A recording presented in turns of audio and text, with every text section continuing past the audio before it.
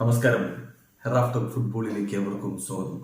ആഴ്സണലിലെ Chelsea കൂട്ടിയിരിക്കുന്നു 1-1 സമനില, അതും 19 minute 10 പേരായിട്ട് ചുരുങ്ങിയിട്ടും ചെൽസി മികച്ച പ്രകടനം നടത്തി എന്നതാണ് യാഥാർത്ഥ്യം. ചെൽസിക്ക് വേണ്ടി ചലോബ ഗോളടിക്കുന്നു. മെറീനോയാണ് ആഴ്സണലിലെ സമനില ഗോൾ കണ്ടെത്തിയത്. കളിക്ക് ശേഷം വളരെ കൃത്യമായിട്ട് മൈക്കൽ ആർട്ടറ്റ പറഞ്ഞു, ഞങ്ങളെ ചെൽസി ശരിക്കും വലച്ചു കളഞ്ഞു എന്നതാണ് യാഥാർത്ഥ്യം. അതിന്റെ കാരണമായിട്ട് അദ്ദേഹം കാര്യങ്ങൾ വിശദീകരിക്കുന്നുണ്ട്. അതായത് 10 പേരെ വെച്ചുകൊണ്ട് അവര് കളിച്ചൊരു കളിയുണ്ട്, അത് നമ്മൾ സമ്മതിക്കണം. ഒരർത്ഥത്തിലും അവരുടെ മുകളിലേക്ക് ഞങ്ങൾക്ക് എത്താൻ പറ്റിയില്ല. ആർട്ടറ്റ കൃത്യമായിട്ട് പറയുന്നു, honestly Chelsea outclassed us in every way.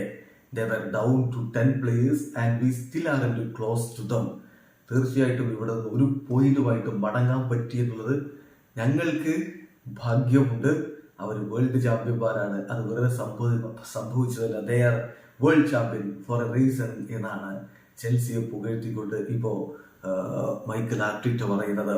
ഈ മത്സരത്തിൽ ചെൽസിയുടെ മുന്നേറ്റങ്ങൾ നയിച്ചുകൊണ്ട് ആദ്യ 11 Estevao, Enzo Fernandez, Pedro Neto, Joao Pedro എന്നിവരൊക്കെയാണ് ഒരുമിച്ചിറങ്ങിയത്. മറുഭാഗത്ത് ഗബ്രിയേൽ മാർട്ടിനെല്ലിയും മെറീനോയും സാക്കയും ഒക്കെ ചേർന്നുകൊണ്ട് ആഴ്സണലിന്റെ മുന്നേറ്റങ്ങൾ നയിച്ചു. എന്നാൽ കളിയുടെ 38-ാമത്തെ മിനിറ്റിൽ കൈസേഡോക്ക് റെഡ് കാർഡ് കിട്ടിയതോടെ ചെൽസി 10 പേരായിട്ട് ചുരുങ്ങിയിരുന്നു. പക്ഷേ ചലോബയിലൂടെ 48-ാമത്തെ മിനിറ്റിൽ ആദ്യ ഗോളടിച്ചതും ചെൽസിയാണ്. ആളെണ്ണം കുറവുണ്ടായിട്ടും ചെൽസി മികച്ച രൂപത്തിൽ പോരാടി എന്നതാണ് യാഥാർത്ഥ്യം. എന്നാൽ 59-ാമത്തെ മിനിറ്റിൽ മെറീനോയിലൂടെ ആഴ്സണൽ ഒരു ഗോൾ മടക്കി. പക്ഷേ കളിയില് ചെൽസി മൈക്കൽ ആർട്ടറ്റ പറഞ്ഞ പോലെ ആഴ്സണലിനെ ശരിക്കും ഔട്ട് ക്ലാസ് ചെയ്തിട്ടുണ്ട്.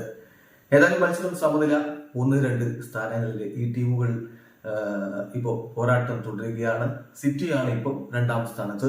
ചെൽസി 13 കളി 24 പോയിന്റോടെ 3-ാമതായിട്ടുണ്ട്.